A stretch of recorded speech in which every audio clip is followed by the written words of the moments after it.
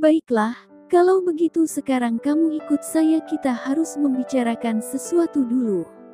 Alena melangkah pergi dengan sikap sombongnya, diikuti Dina dan Naya. Alena membawa Naya ke sebuah kafe yang kebetulan tidak jauh dari rumah sakit tempat bapak Naya dirawat. Di kafe, kini mereka bertiga sudah duduk di sebuah tempat yang berada di pojok. Dengan sengaja Alena memilih tempat itu supaya lebih leluasa dalam mengobrol. Ini bacalah kontrak pernikahannya. Alena mengeluarkan sebuah dokumen dari tasnya dan menyodorkannya kepada Naya. Naya mengambilnya dan mulai membuka map tersebut.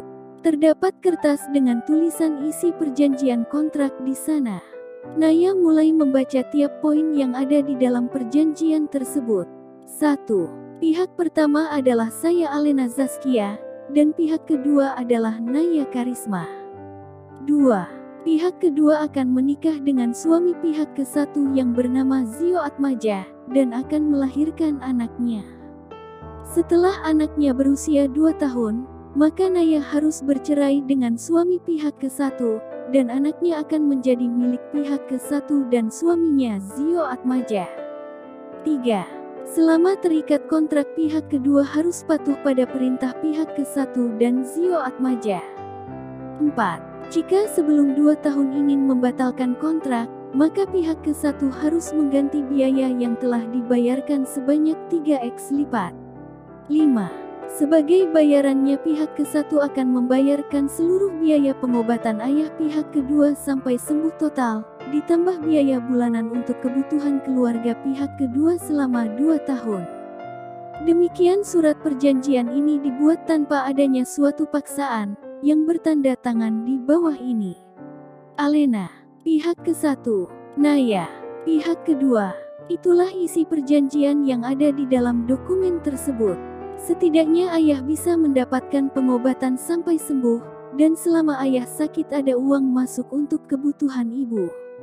Tak apalah aku sedikit berkorban, gumam Naya dalam hatinya. Bagaimana? Cepatlah tanda tangani, aku harus segera ke bandara sore ini, ujar Alena dengan ketusnya. Iya baiklah, saya setuju, jawab Naya. Dengan segera dirinya membubuhkan tanda tangannya di atas materai. Bagus, tersenyum licik. Dengan cepat Alena membawa surat perjanjian itu kembali. Din, tolong kamu antar dia malam ini, untuk bertemu dengan Mas Zio dan mertuaku. Soalnya abis dari sini aku akan segera pergi ke bandara, aku harus terbang luar negeri, ada proyek penting, ujar Alena pada Dina. Oke. Akan aku urus semuanya, tenang saja, jawab Dina dengan senyuman yang terpaksa. Bisa-bisanya dia membiarkan suaminya menikah lagi demi egonya, bisik Dina dalam hatinya. Sementara Naya hanya diam, sedangkan dalam hatinya berkecamuk perasaan sedih dan bahagia. Sedih karena masa depannya harus berakhir dalam sebuah pernikahan kontrak, dan bahagia karena sudah tidak khawatir lagi untuk biaya pengobatan ayahnya. Alena langsung pergi ke bandara, sementara Dina pulang ke rumahnya, dan Naya kembali ke rumah sakit. Di rumah sakit, gimana? Apa yang kamu obrolkan dengan wanita itu? Tanya Naila, dengan penasaran. Naya menghela nafas panjang dan menghembuskannya dengan kasar. Ya, aku tanda tangan surat kontrak untuk pernikahan aku nantinya, jawab Naya dengan malas. Emang isinya apa? Naila semakin penasaran. Intinya aku nikah kontrak, aku harus hamil dan punya anak.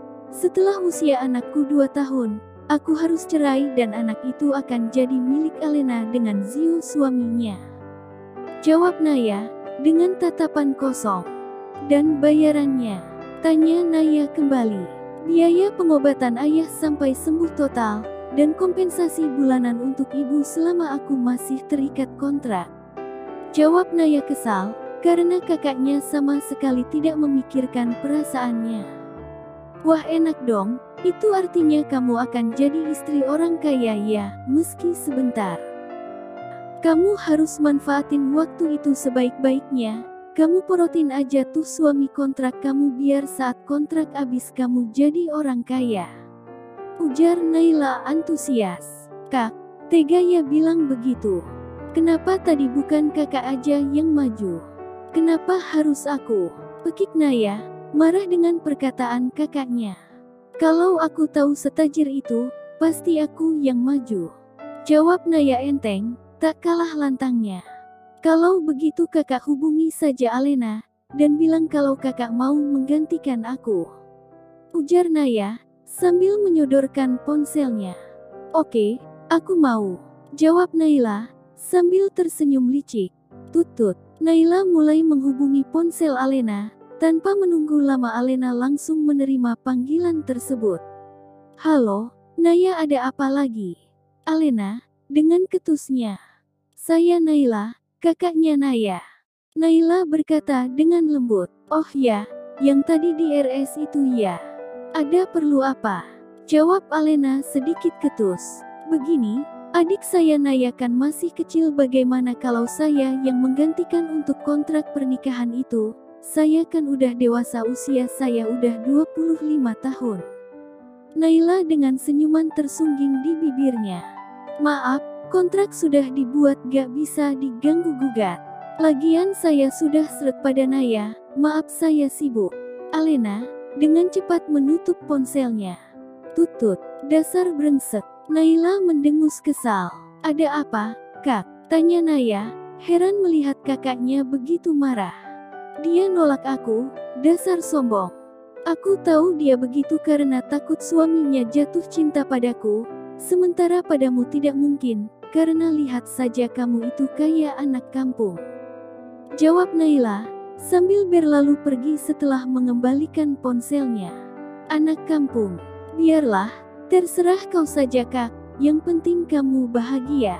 Naya dengan setengah berteriak karena kesal dengan perkataan kakaknya. Sementara ibunya sedang menunggu di ruang tunggu operasi karena ayah mereka sudah mulai menjalani operasinya. Di bandara, tampak Zio mengantarkan Alena ke bandara. Sayang, aku sudah menemukan calon istri untukmu, nanti malam Dina akan mengenalkannya padamu dan orang tuamu.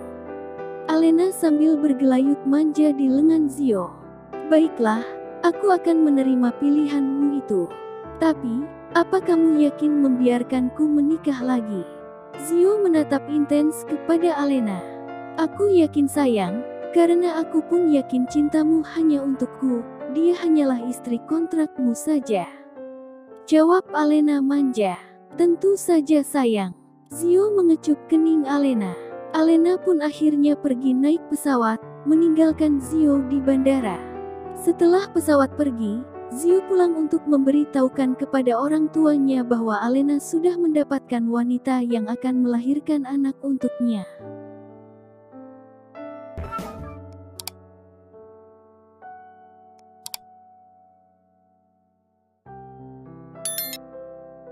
Malamnya, Dina membawa Naya ke rumah Zio. Kini mereka sudah berada di depan rumah Zio, setelah satpam gerbang membukakan pintu gerbangnya. Naya begitu tegang dan sangat cemas, hingga berkeringat. Tenanglah, tidak usah tegang begitu. Zio orang yang baik, ibunya juga. Jadi kamu tidak usah takut. Dina menggenggam tangan Naya yang berkeringat. Iya, tapi tetap saja saya takut.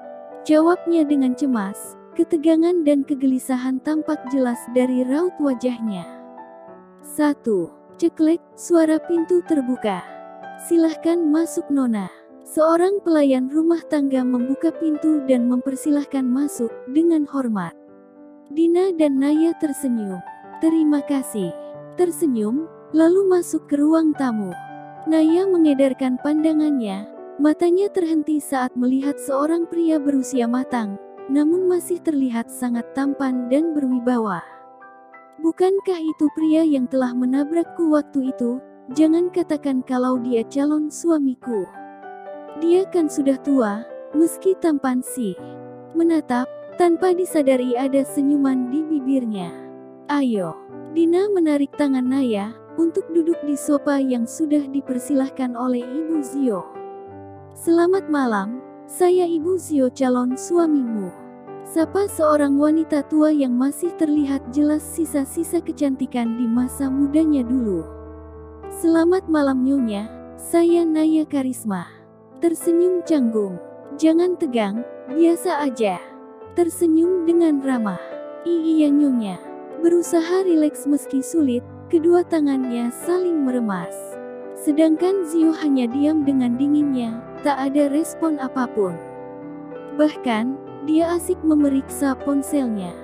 Berapa usiamu? Sepertinya kamu masih sangat muda. Heran kenapa gadis muda seperti Naya mau menerima pernikahan dengan anaknya yang berusia matang. Usia saya 20 tahun Nyonya. Tersenyum dengan manis, padahal dalam hatinya begitu takut dan cemas. Zio membelalakkan matanya saat mendengar Naya menyebutkan berapa usianya.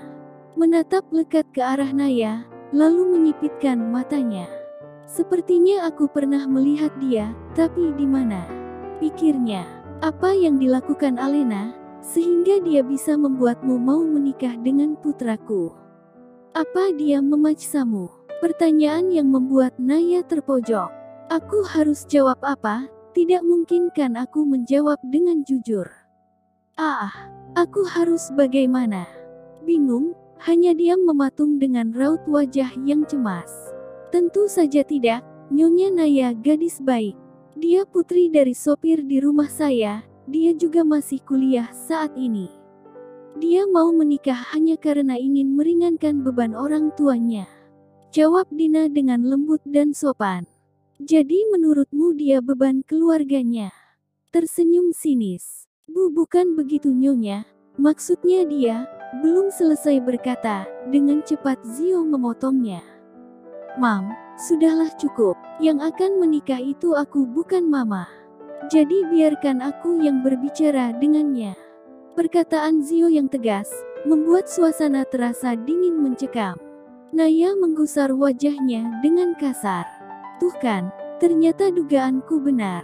Orang tua ini calon suamiku. Dalam hatinya, baiklah, silahkan kamu berbicara dengannya. Mama dengan muka masam, kesal kepada Zio.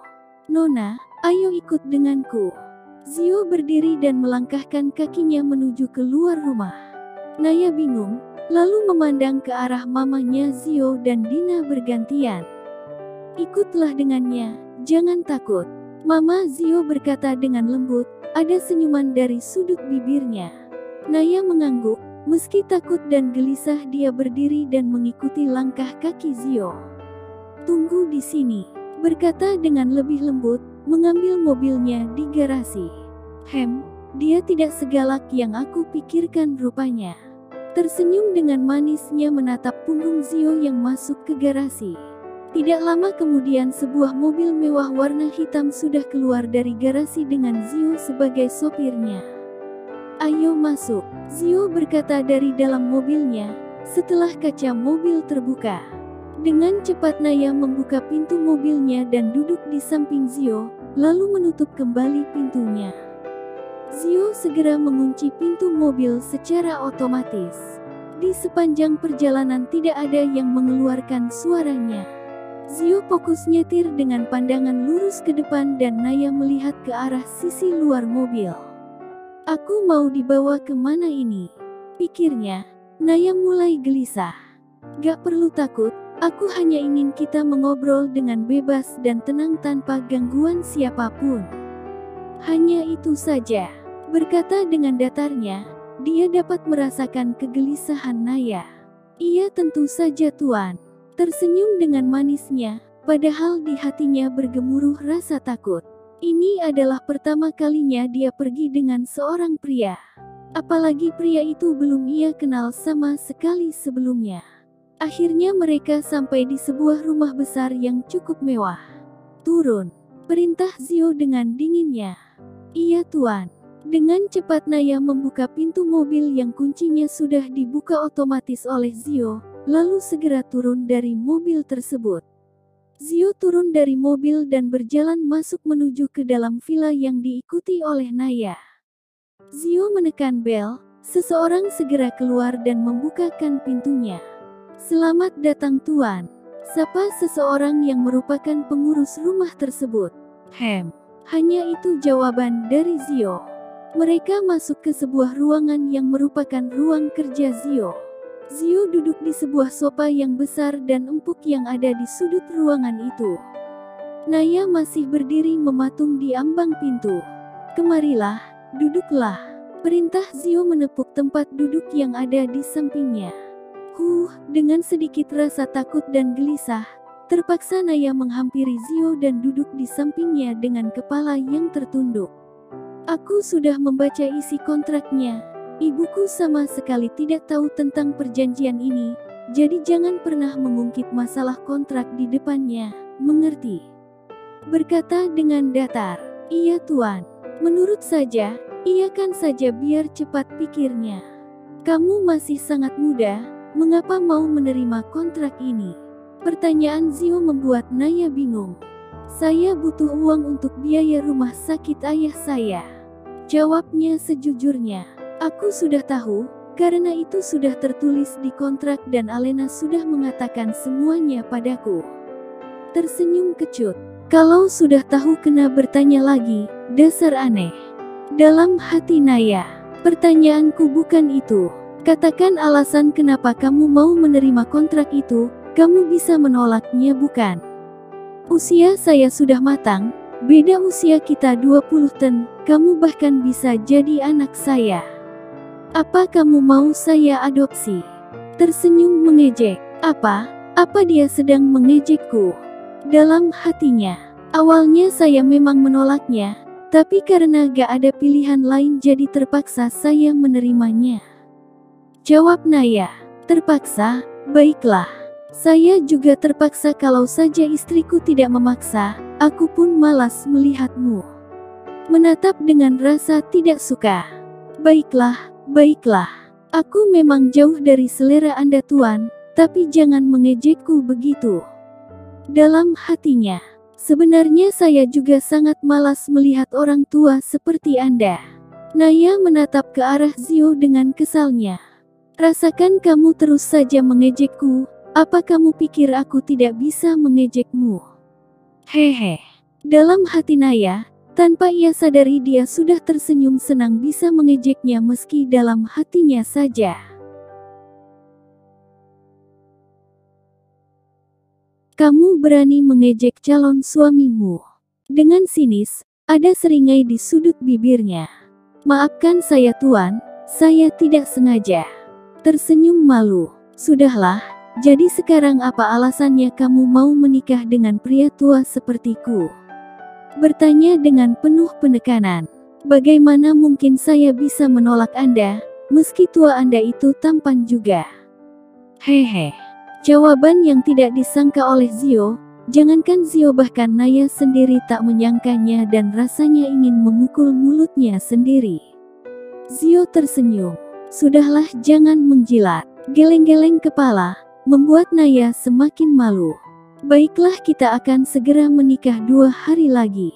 Dengan datarnya, apa tidak salah? Kenapa cepat sekali? Bukannya semua harus diurus-urus dulu? Naya kaget bukan kepalang, tangannya tanpa sadar mencekram paha Zio dengan sangat keras. Au, kauku. Zio meringis lalu menepuk pelan tangan Naya yang sedang mencengkramnya dengan kuat. Menyadari kelakuannya Naya segera minta maaf. Maaf Tuan saya hanya kaget, itu saja. Tersenyum malu, bahkan mukanya sampai memerah. Semua sudah diurus, lagi pula kita hanya nikah siri. Jadi tidak terlalu banyak yang harus diurus. Jawab Zio, sambil mengelus pahanya yang terasa sedikit sakit. Melihat Zio yang mengelus paha, Naya semakin merasa bersalah. Sekali lagi saya minta maaf, saya benar-benar tidak sengaja. Beneran deh, Swearer. Dengan mengacungkan jarinya membentuk huruf V, dan wajahnya yang memelas. Tidak apa-apa, jawab Zio datar. Zio melihat jam tangannya yang menunjukkan jam 8 malam. Saya lapar, apa kamu mau menemaniku makan? Tanya Zio, netra matanya menatap ke arah Naya. Iya mau, saya juga lapar. Hehe. Tertawa kecil, karena malu. Baiklah, ikuti aku. Zio melangkahkan kakinya keluar dari rumah itu, yang diikuti oleh Naya di belakangnya. Kini mereka sudah duduk di dalam mobil. Zio menjalankan mobilnya dengan kecepatan sedang.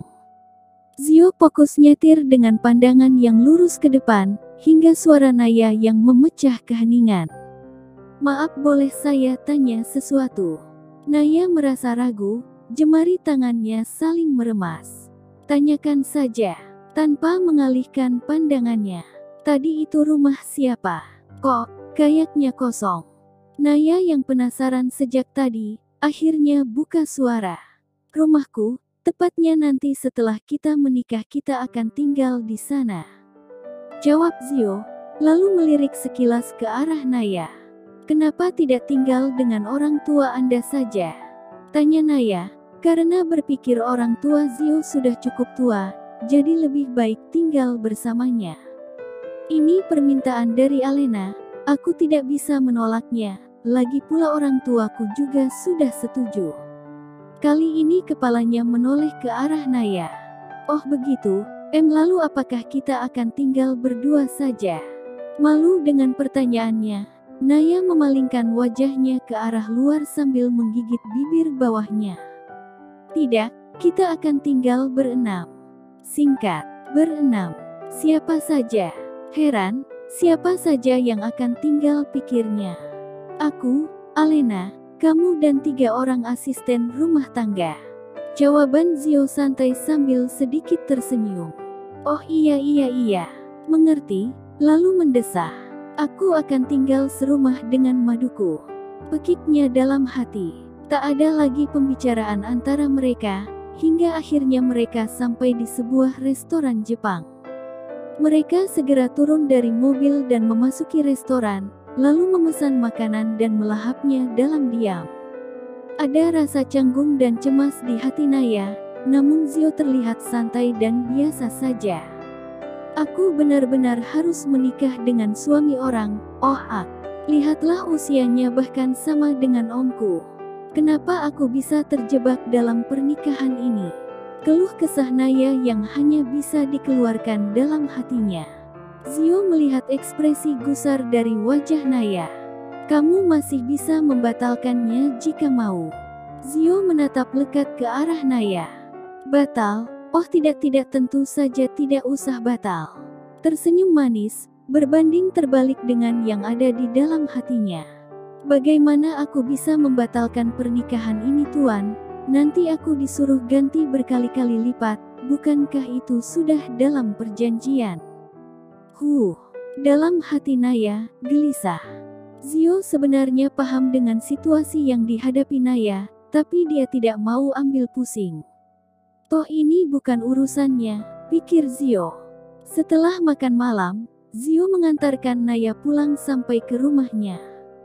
Karena di rumah sakit ada ibu dan Naila kakak Naya yang menjaga ayahnya.